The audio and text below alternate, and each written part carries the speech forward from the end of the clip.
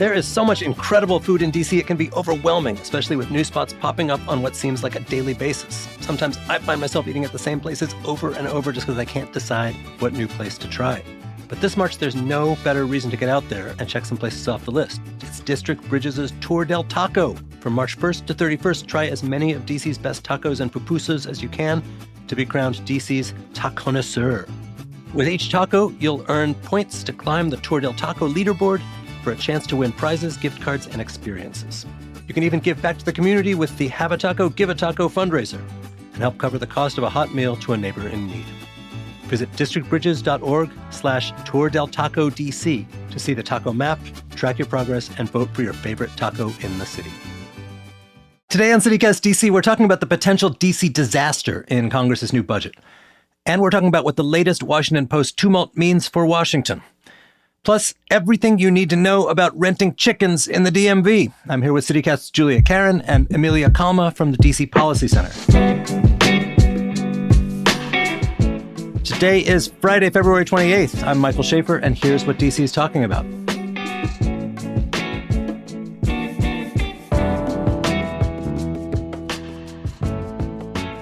Hey, Amelia.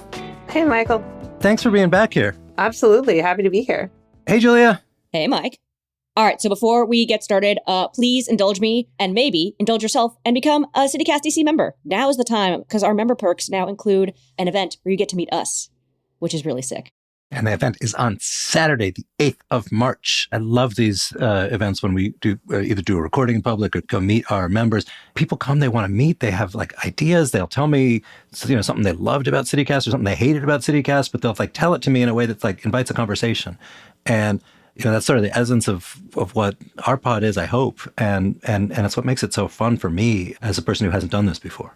Yeah. So in addition to like that sweet event, which again, only if you remember, you get to go to, you get ad-free listening, which love that for you. You also get first dibs on events. So like, yes, there's this members only event, but you also get dibs on like when we do live recordings, you get first dibs on it, which I think is really sweet.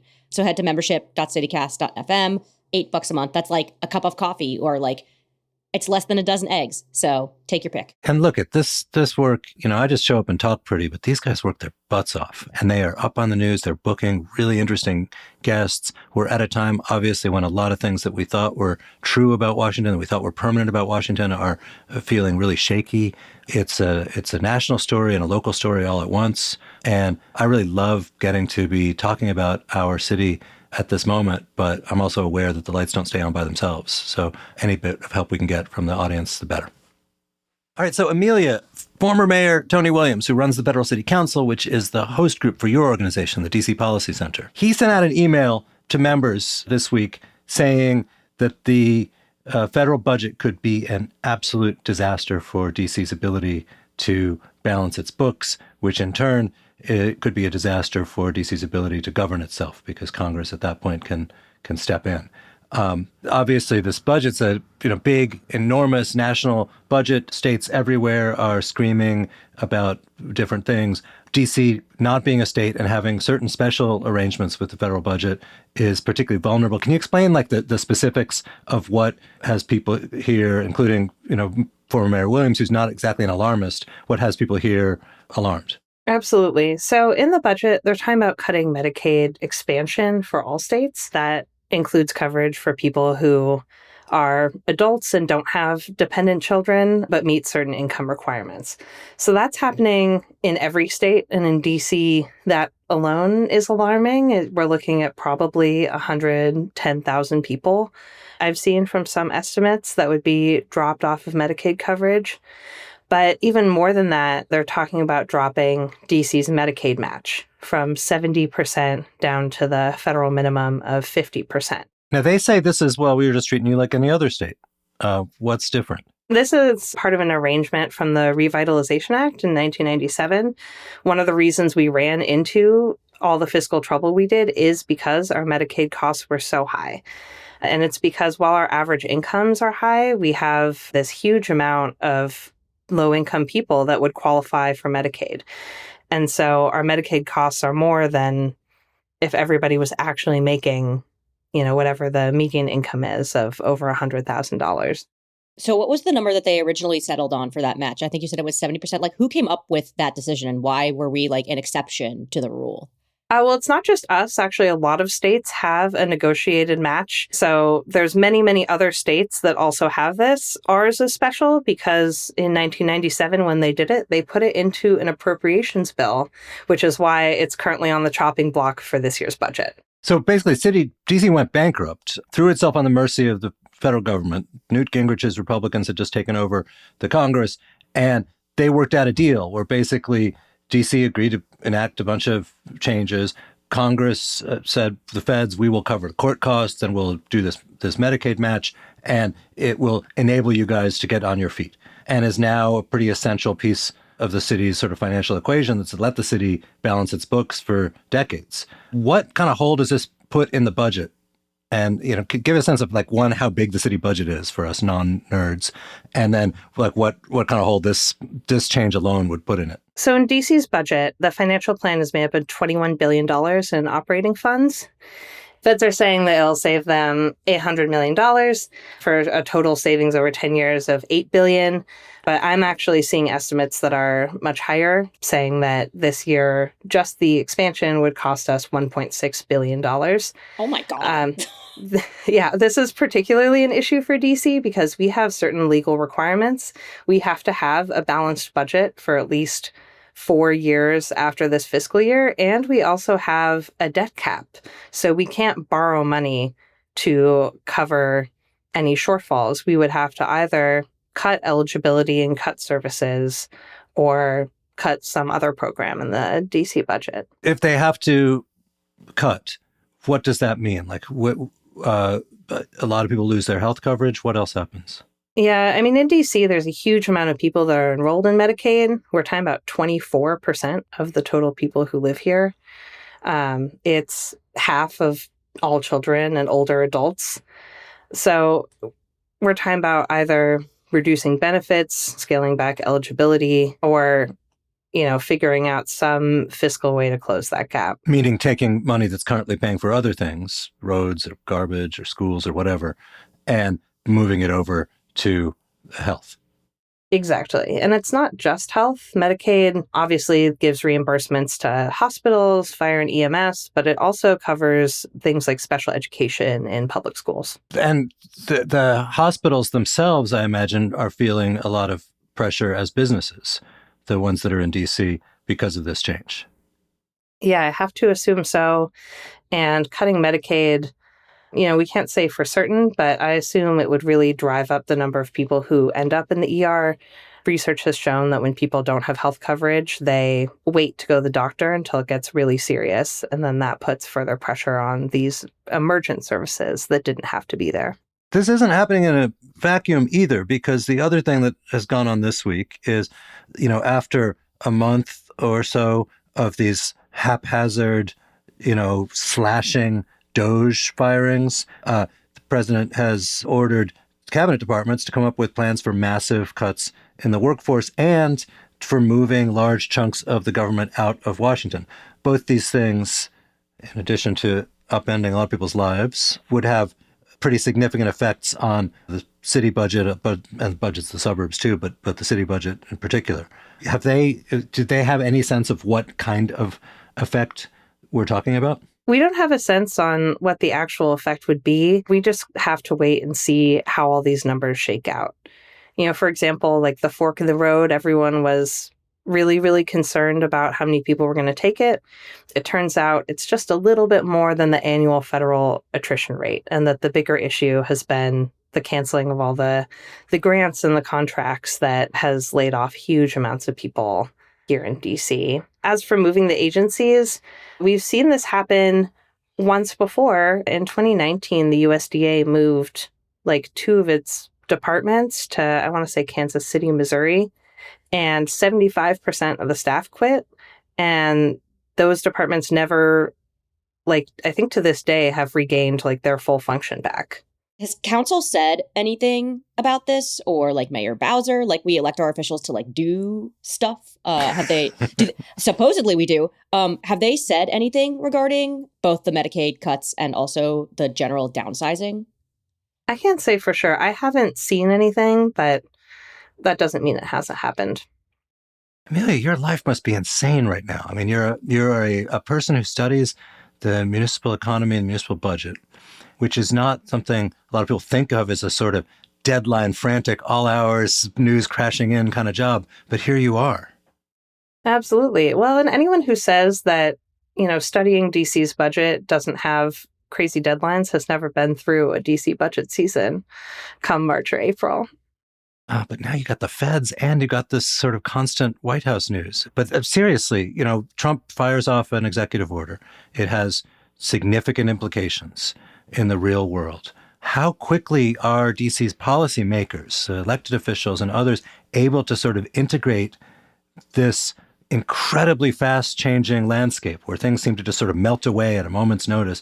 How quickly are they able to integrate this into their projections? Because the point of this long-term budgeting is there aren't really supposed to be surprises, or at least you're supposed to be well prepared for them. Yeah, I mean, in our budget projections, the CFO does use like a pretty conservative, use of numbers to try and figure out what kind of money we're going to break in. And that's how we often end up with surpluses, is it's supposed to bake in like a certain amount of uncertainty.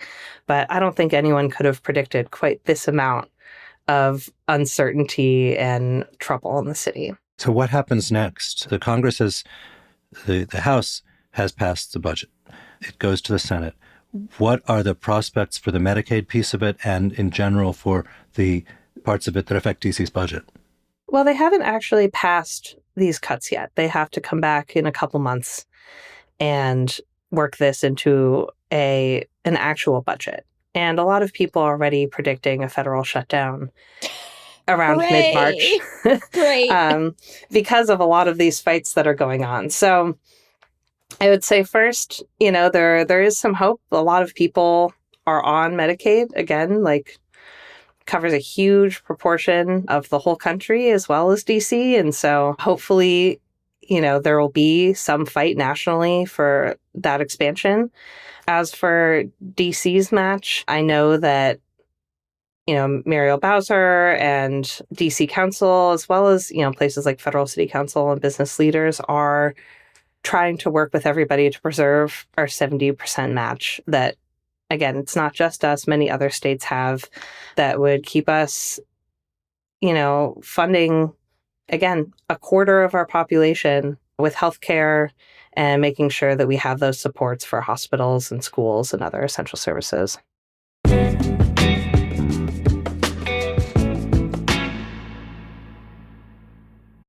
CityCast is made possible by the Peabody Institute of the Johns Hopkins University, celebrating 1 year of performances at the Johns Hopkins University Bloomberg Center located at 555 Pennsylvania Avenue, Washington, D.C. This spring, immerse yourself in the vibrant offerings at DC's newest venue for music and dance, featuring a full season of free performances. Experience a dynamic range of events, including orchestral, jazz, and chamber music, all presented by esteemed Peabody faculty, students, alumni, and special guests. Highlights of the season include the Super Collider Symposium from March 13th to March 15th, a symposium on algorithmic composition tools bringing together more than 50 leading researchers for presentations of art and science-based creative work, and Load Bang on April 30th, a New York City-based new music chamber ensemble performing works by Peabody composition faculty, including Guggenheim Fellows and Pulitzer Prize finalists. While all events are free, tickets are required for entry. Explore the full performance schedule, find out more details, and reserve your tickets at washingtondc.jhu.edu.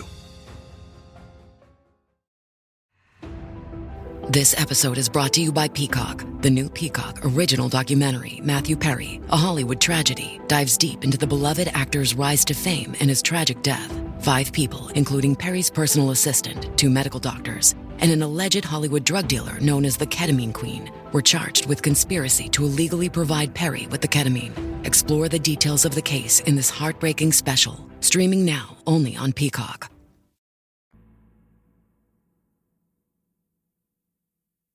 So speaking of things that were certain melting away, I wrote a column this week about the changes at the Washington Post, where the owner, Jeff Bezos, you might have heard of him, he announced personally, not through his publisher or editors or anything, that from now on, our opinion section is going to be focused on 2 things and 2 things only: personal liberties and the free market in favor.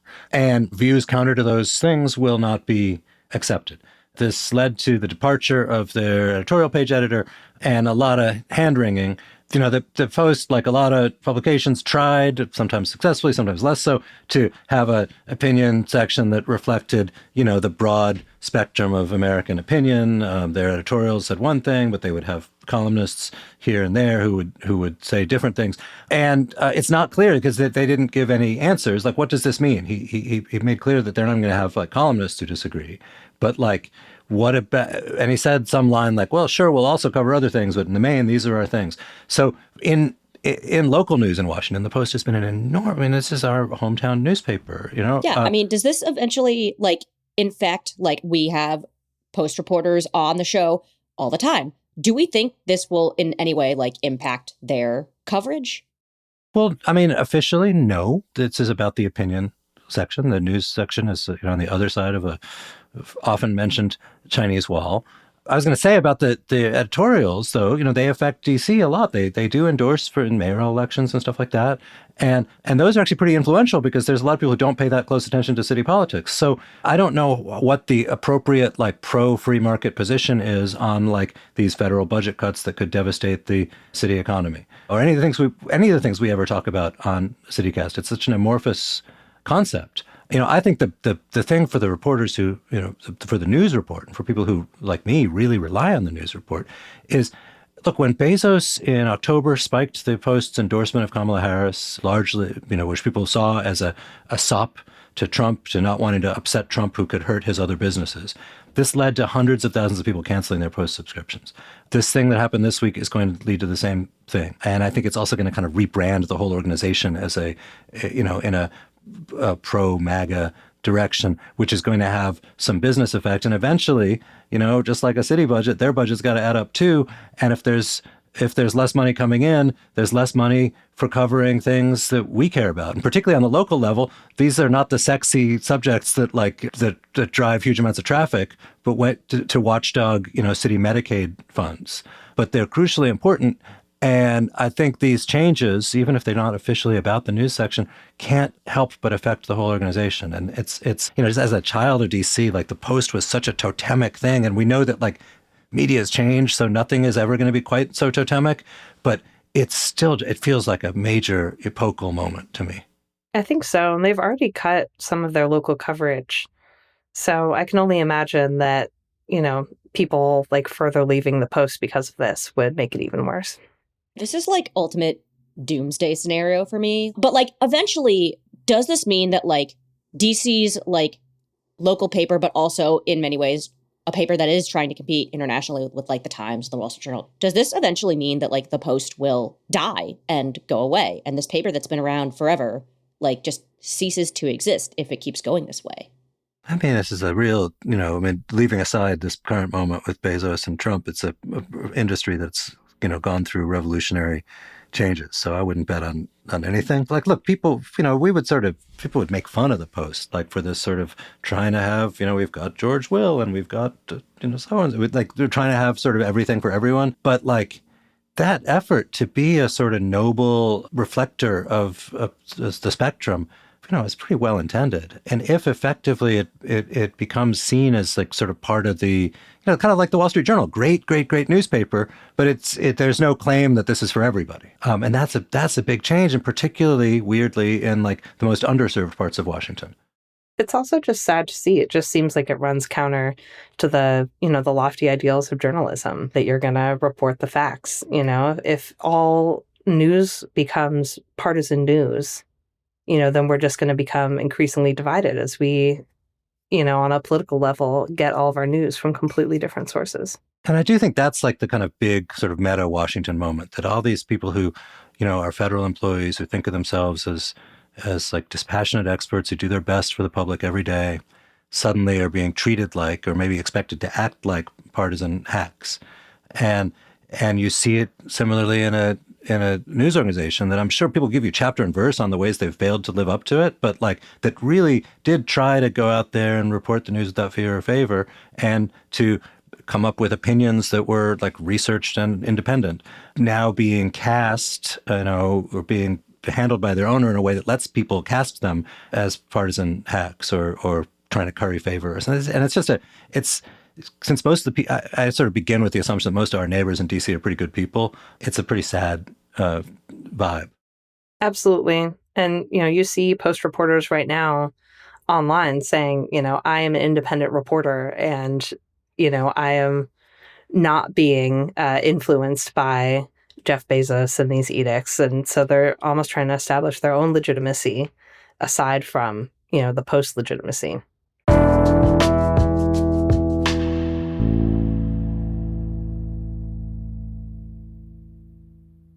Are you a forward thinker? Then you need an HR and finance platform that thinks like you do. Workday is the AI platform that helps propel your organization, your workforce, and your industry into the future. Workday, moving business forever forward. Building a portfolio with Fidelity Basket Portfolios is kind of like making a sandwich. It's as simple as picking your stocks and ETFs, sort of like your meats and other toppings, and managing it as one big, juicy investment. Now that's pretty good. Learn more at fidelity.com/baskets. Investing involves risk, including risk of loss. Fidelity Brokerage Services, LLC. Member NYSE SIPC. All right. Well, there's no way to do this transition smoothly. So let's talk about chicken rentals, guys. Speaking of hot local news, I know, right? Or maybe things that could fix the city's economy. As you guys know, eggs are expensive, and apparently there's a solution, which Julia's been reading about. I don't even know if it's legal. Tell me about it. Okay. So if any of you have gone to a grocery store recently, you have probably seen eggs be extremely expensive per dozen. Friend of the show, Inna Spiegel, spotted $13 dozen eggs at the Giant and Potomac yards. That is very high. Restaurants are upping their fees on eggs like La Tejana, Ted's Bulletin. Like, if you're getting eggs, guess what? You are probably going to have to pay more money. One solution that I have investigated, and I don't know that it's for everyone, but maybe it's for some people, is to have your own chicken or chickens. There's a company called Rent the Chicken.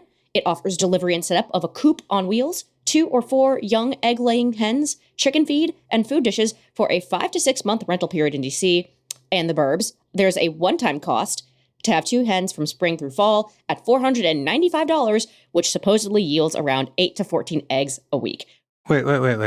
Amelia, you are the budget expert, so I'm going to cause you to do this math in your head. I was about to say, so you're assuming about a dozen a week, right? Over, say, 24 weeks, so it's 6 months. Yeah, 24, 26. That makes it $20 a dozen, not including whatever you're going to feed these chickens. Right. So they say that the $495 setup includes the chicken feed, etc.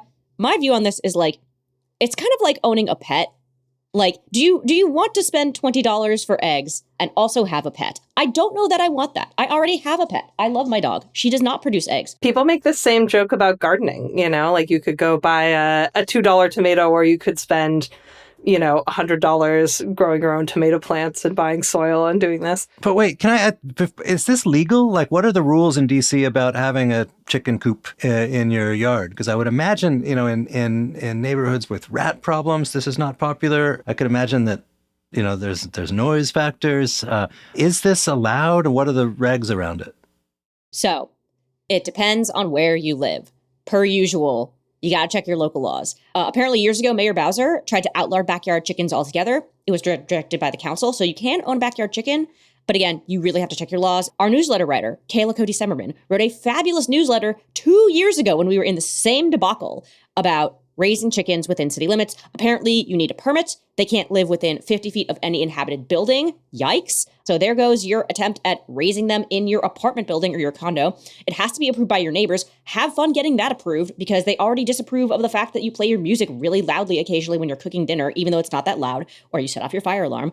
There's a lot of other boring restrictions that basically make it a non-starter. I do know that we got an email because we mentioned the rental company in our Hey DC newsletter this week.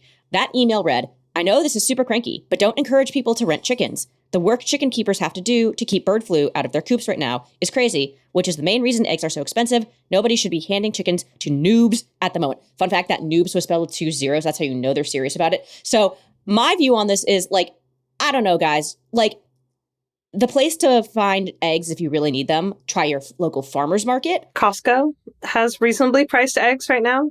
Yeah. Like, I think if you search, you can find cheaper eggs, or just like hold off on having eggs for a little bit. Maybe you wait like a month or two. And I know that sounds insane, but like maybe hold off on having eggs. Is the assumption that this is a temporary thing as a result of the bird flu, or is this a new normal? There is potential it could be a new normal. If tariffs go into effect, that could also drive the price high. But the bird flu is really the driving factor here. For sure. I've also heard that some of the, the brown organic eggs are actually cheaper now than a lot of the white eggs because of the bird flu issue. That now, you can get fancier eggs for much cheaper prices. Sweet. I'm down. All right. Well, Amelia, why don't you invite us over for some omelets sometime with those brown eggs? You got it. You guys, awesome to see you. Thanks, Mike. And Amelia, please come back soon. Tell us about the budget. Absolutely. Anytime.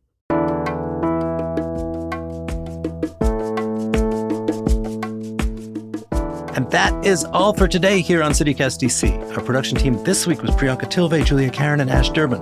Newsletter editor Kayla Cote-Stemmerman wrote our fabulous newsletter Hey DC this week, and our hosts are Bridget Todd and me, Michael Schaefer from Politico. Music is by Alex Roldan. If you enjoyed the show, why not tell a friend over eggs some morning?